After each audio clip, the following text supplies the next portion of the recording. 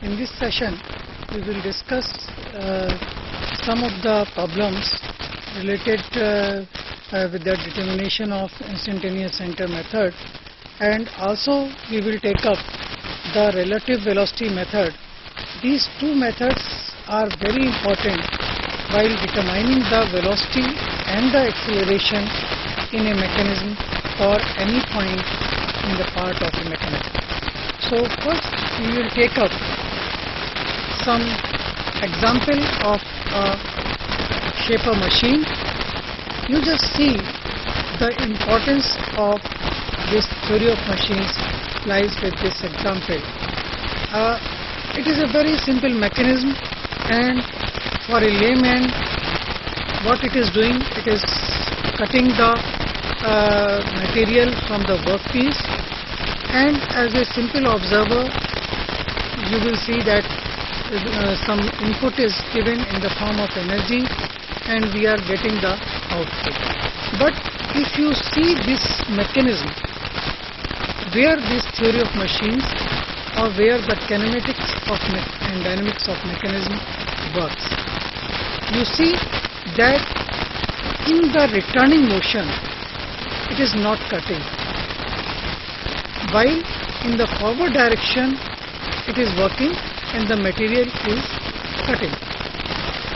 Therefore, with the help of this subject or with the help of the knowledge gained from the subject, what our engineer has designed, that the time taken in the backward motion is less than the time taken in the forward direction.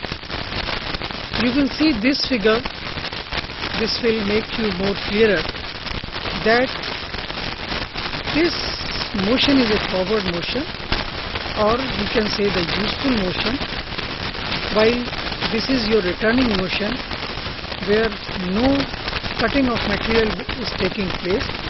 So we are reducing or we are saving the energy in the returning motion, and the most of the energy is utilized in the forward direction. This is one of the examples how the theory of machines or the kinematics and dynamics of mechanism is working. Now we will come to our main problem, that is, with the help of instantaneous center method we have to calculate the velocity of or determine the velocity of different points in a slider crank mechanism. Now see, this is your slider crank mechanism. This is your crank, this is connecting rod, and this is your sliding mechanism, or you can say the piston and other mechanism. Now this is your link 1, which is fixed, so these two are fixed. The sliding or the piston constitute the link 4. The connecting rod is link 3 and crank is your link 2. And we have also named as point O, B and A. So basically this is also your triangle ABO. So if we know the number of instantaneous center, since it is a 4-bar mechanism, the number of instantaneous center will be 6. So we have drawn a circle of any radius, and then we have cut into 4 parts so that each part is equal. So we have named as a 1, 2, 3 and 4. Now the intersection between link 2 and link 1 we have named as I12 or instantaneous 12. So this is your fixed instantaneous center. Similarly we have a I34 between this and this. So we have also got this center I34. Since link 4 and link 1 has a sliding type of relative motion, therefore their instantaneous center I14 lies at the infinity. This point is intersection between link 3 and link 2, so it is a instantaneous center I24. When we extend this line and we extend this line, we get the this instantaneous center I24 that we get from this figure. This is your I24, and this is we are getting by extending the instantaneous center I12 and I14. Okay, so this is your I12 and this is your I14. You are extending. On the other hand, you are extending I23 and I34. I34 is here, I23 is here. So you are extending this line, and intersection of these two extended line gives you the instantaneous center I24. Similarly, when you have to locate the instantaneous center I13, you have to extend the line joining instantaneous center I12 and I23. So this is your I12 and this is your I23. So you have to extend this line up to this point, and I34 and I14 you have to extend from this point to this point, and you will get the instantaneous center I13. After calculating or locating all the instantaneous center, next step is to determine the velocity. Now the first question which comes to your mind, that how you will draw. You can draw this figure with the help of a suitable scale. Suppose you have given 460 millimeter, so you can just take up the 1:10 scale and you can take 4.6 centimeter, or you can go for the full scale if the dimension is small or suitable. So you just draw the scale this dimension with the help, and then you can find out the instantaneous center. And when you measure it, I13 this is and A, and then you can find out the velocity of this slider, because this is denoted by VA, and VA divided by I13A will give you the velocity of slider A. Okay. Similarly, so VA is equal to VB into I13A upon I13B, because this will give you the slider velocity of this slider A, that is 0.82 meter per second. Now we will come to the second example of a wrapping machine. Here the number of bars or number of links is 6. So this matrix will give you, because while you are determining the number of instantaneous center from the formula n is equal to n into n minus 1 divided by 2, you will get the total number of instantaneous center is equal to 15, and with the help of Kennedy's theorem you can determine. The blue color are the instantaneous center which are known or which are fixed or permanent, and you can easily locate them by inspection only. The remaining unhighlighted instantaneous center you have to locate. Now this is a very important mechanism, that is a quick return mechanism, the figure which we have shown. It is also a 6-bar mechanism. In this these are the dimension, and we have calculated or located the instantaneous center. The first and the most important part of locating the instantaneous center is to prepare this matrix. Once you know that which are known and which are to be known, you can easily find out the way. And you have to use the Kennedy's theorem while locating. The Kennedy's theorem, again it says that if there are 3 links have relative motion, their instantaneous center will lie on a straight line. So you have to use this figure and the matrix, and it will help you in determining the or locating the instantaneous center. Now we will come to the relative velocity method. First we will define that what is the relative velocity. Now see, these are the two bodies A and B. They have the relative velocity, or the velocity of A body is higher than the velocity of B. So these are called the absolute velocity, and if we measure of velocity A with respect to B, or velocity of B with respect to A, then it is called the relative velocity. And if it is in a similar direction, it will give you the subtraction. If in the opposite direction, it will be the addition. Now we will take another example, that this is the velocity of A, this is the velocity of B, and if we take the relative velocity, first we have drawn a line OA representing the velocity of body A, then we have drawn the OB which represent the velocity of body B, which is known as VB. So this BA will give you the relative velocity of A with respect to body B. Or if you take the another direction, if you take the velocity of B with respect to A, then it will be in the other direction. Now how you will find out? Because VAB is not the simple algebraic sum of VA and VB. Because the velocity is a vector quantity, so we have to take the vector difference.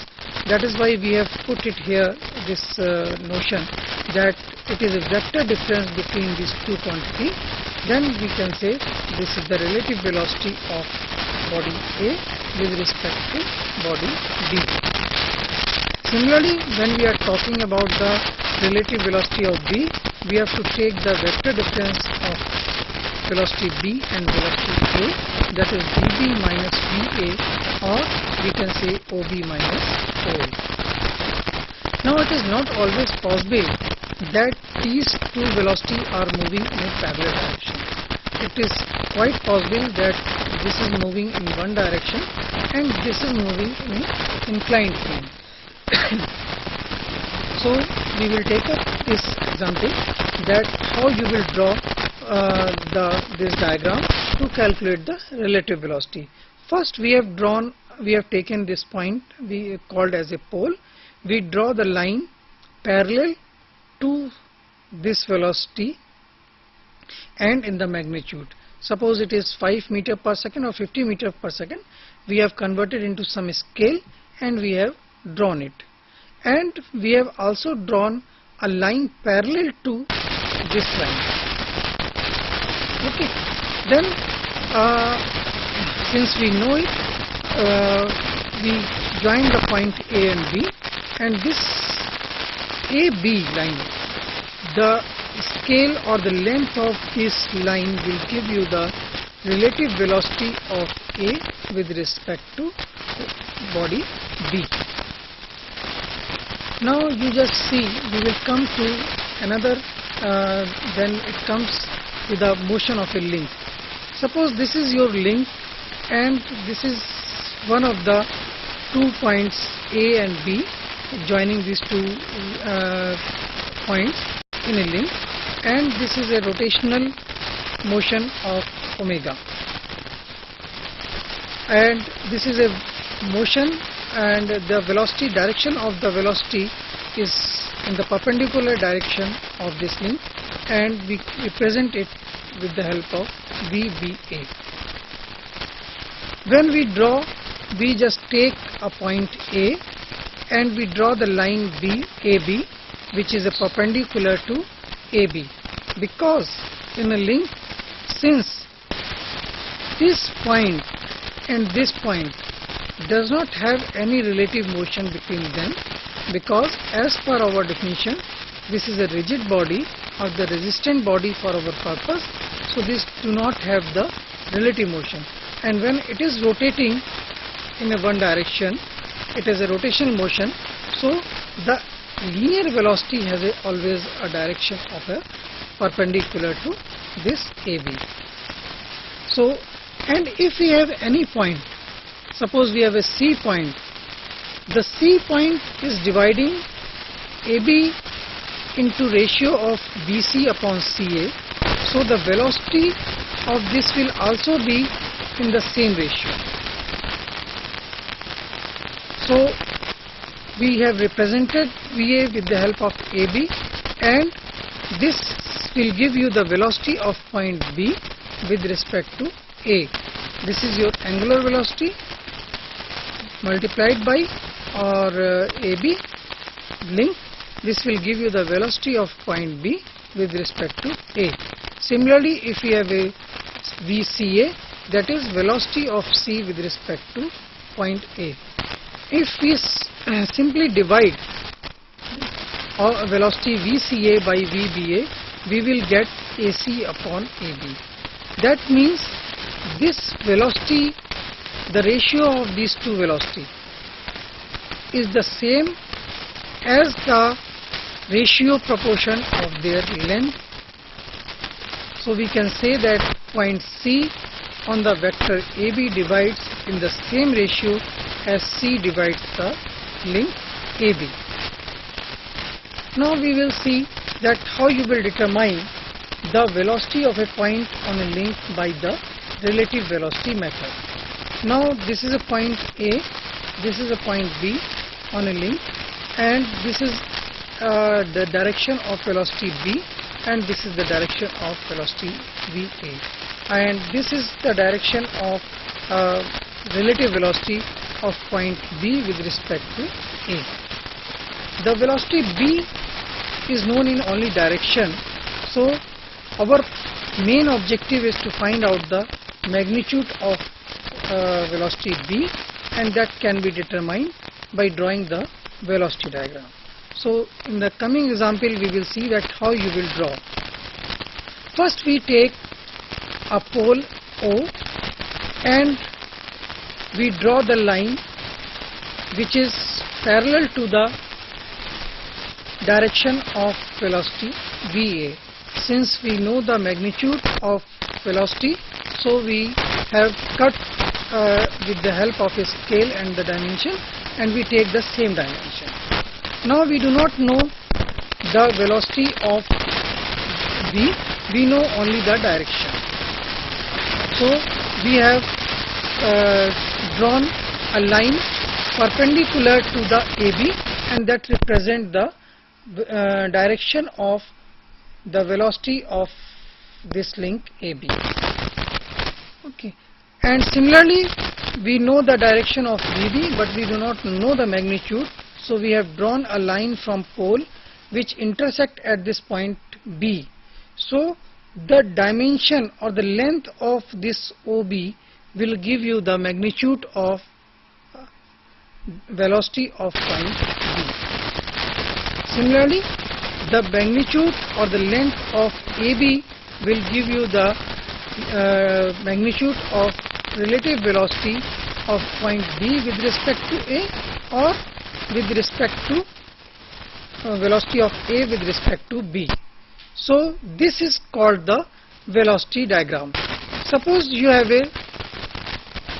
another point C in this diagram, so you can draw a line parallel to this. You can just take that what is the ratio of BC and AC, and you divide this line AB in the same proportion, and you join this point with the pole, and you will get this OC will give you the velocity of point C. Now if you have another point which is D, which is not in this line, outside the line, but on the same body, you can find out the this direction from this link. Suppose this makes theta degree and the phi degree, so you can draw the line parallel to this one, and from here you can draw the angle phi, and this intersect at this point, and when you join this point with O, this will give you the velocity of this point. So the velocity diagram is somehow more easier than the instantaneous center method, but the main thing is that the accuracy with which you draw the velocity diagram.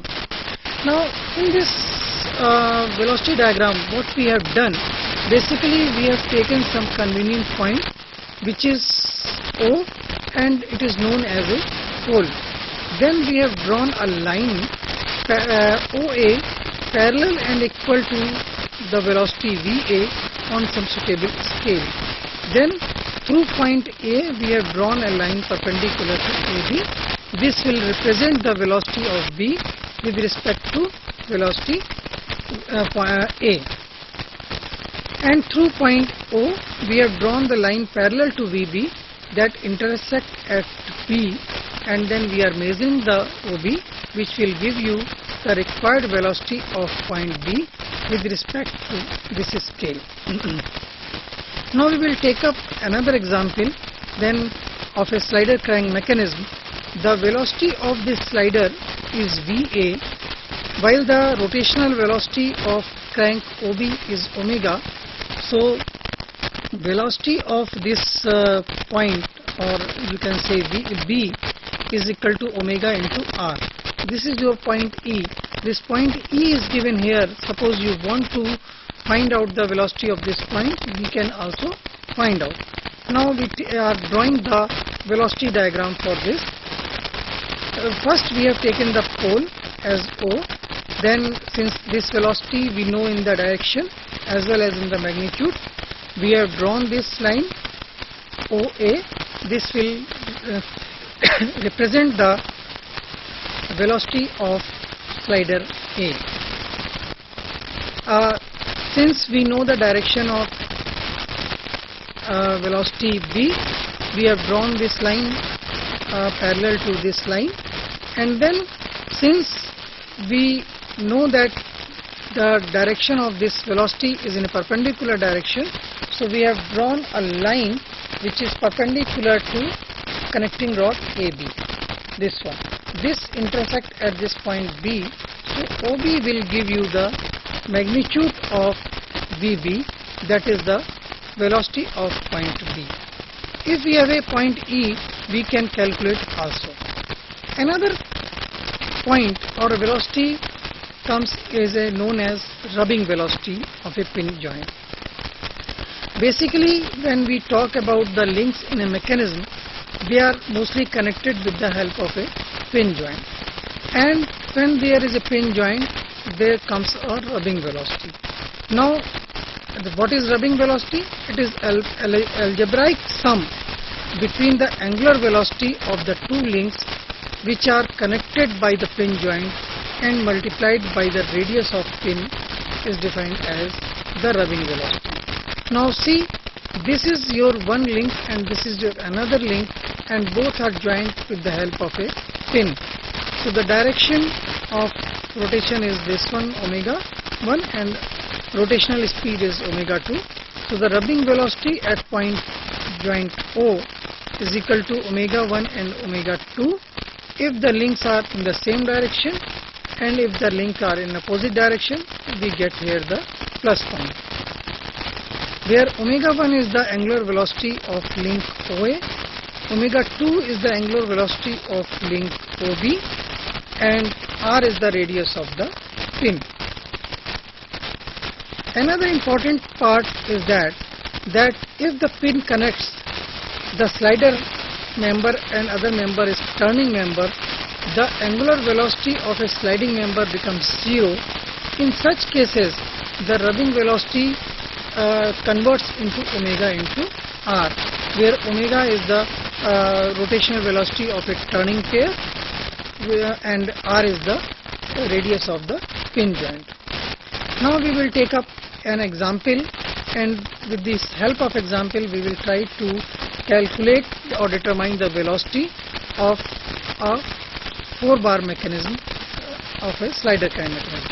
In this we have given the rotational velocity of connecting rod as a 120 rpm, and this we have converted into rotational speed by dividing by 60 and multiplying by 2 pi, and the length of crank we know, therefore velocity we have to determine, and we have determined the velocity by determining the value of AB. Now this is your 4-bar mechanism. The angle we have given is 60 degree, this length is 40, this is 150, and this is 80 millimeter.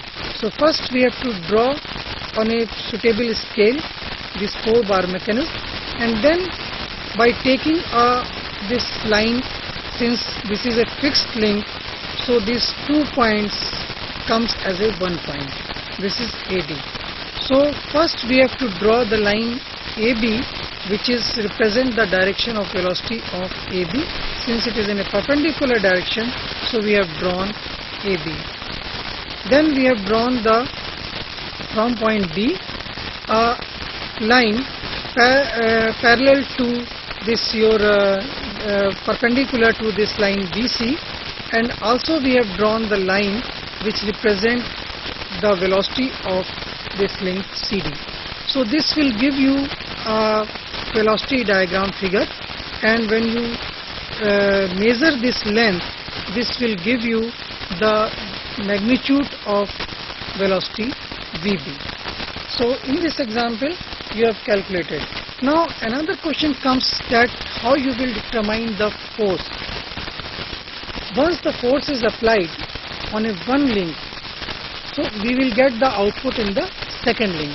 So the main thing is that you have to see that what is the work input at one place and what you are getting the work output in the second place. And if you just see that if you are taking 100% efficiency, then both field comes to equal and you can find out the force at the input level. So in this session we have discussed that what is the relative velocity method. Basically there are two methods. One is your instantaneous center method and another is your relative method.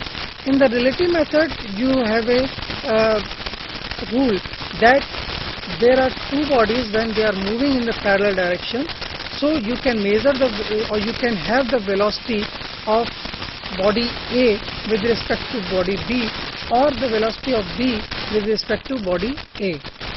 This is the same example as when with the help of when the one body is moving in an inclined plane. So when the body is moving in an inclined plane, you have to take the vector difference, and in a slider crank mechanism or in the 4-bar mechanism, if the velocity of one link is known in the direction as well as in the magnitude, and the velocity of one link is not known, is known only in the direction, then you can find out the velocity in the magnitude also. In this example we have also discussed that how you will determine the forces, because forces are also acting on the mechanism. That is why we are getting the motion. So when this motion is, you can calculate the work at the input and the work at the output. If suppose you are taking 80% efficiency, then your output will be the 80% of the input. So when you make the left hand side is equal to right hand side, and suppose you are taking the work, then force into distance at the input and efficiency divided by force into distance at the output level, and when you equalize both of them, then you will get the force at the input level. So in this way we are concluding this session, and where we have discussed all these parts. Thank you.